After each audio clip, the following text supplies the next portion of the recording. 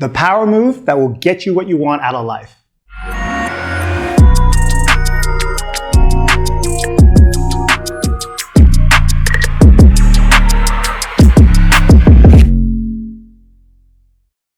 What's up, everybody? Rick Fan here. Welcome to the Fan of Life channel, Fan of Life show.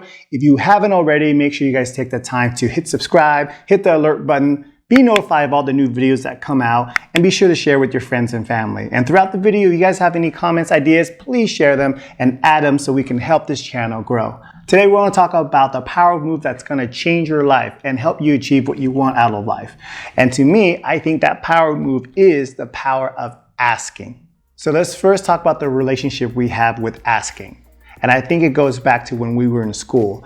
Very few people I knew, including myself, ever volunteered to be the first person to raise their hand to ask a question to the teacher if we didn't understand something.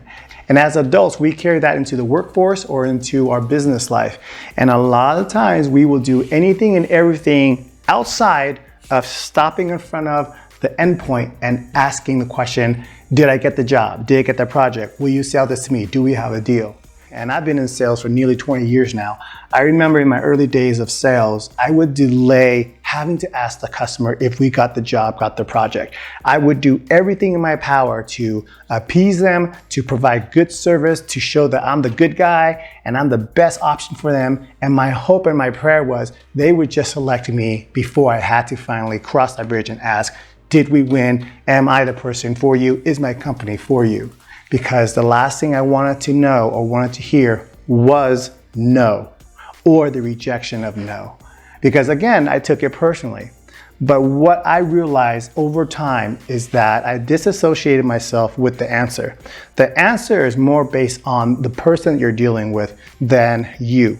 So as long as you perform to the best of your ability, what happens on the other side is seldom within your control.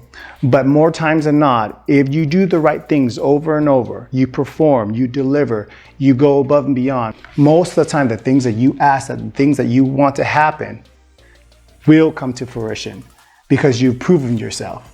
And on the off chance that they don't and you get a rejection, just remember, for every no and every rejection, you're one step closer to another yes. And as cliche as that is, it's really the truth. And I found that again in my 20 years of sales and in my recent years of dealing in business and trying to be an entrepreneur, in my attempt in being an entrepreneur. Especially in real estate when you're dealing and working with sellers, direct to sellers, where you're trying to buy their distressed properties, distressed homes. In another video, I'll give you the details and I'll break down how I did this deal. But about 3 weeks ago, I acquired 2 properties by the same seller. And because I believe in the power of asking, I asked for the pie in the sky. I asked for this seller to sell both of their properties to me at a discounted price, number one. Number two, do seller finance so that I don't have to go out and get third-party money or go to the bank. And then lastly, on top of that, defer payment for a full year. In other words, I bought the properties at a distressed value, so it's below market value. I got her to agree to seller finance, so I come out of pocket very, very little, and I didn't have to go out and create and generate additional third-party income or third-party capital.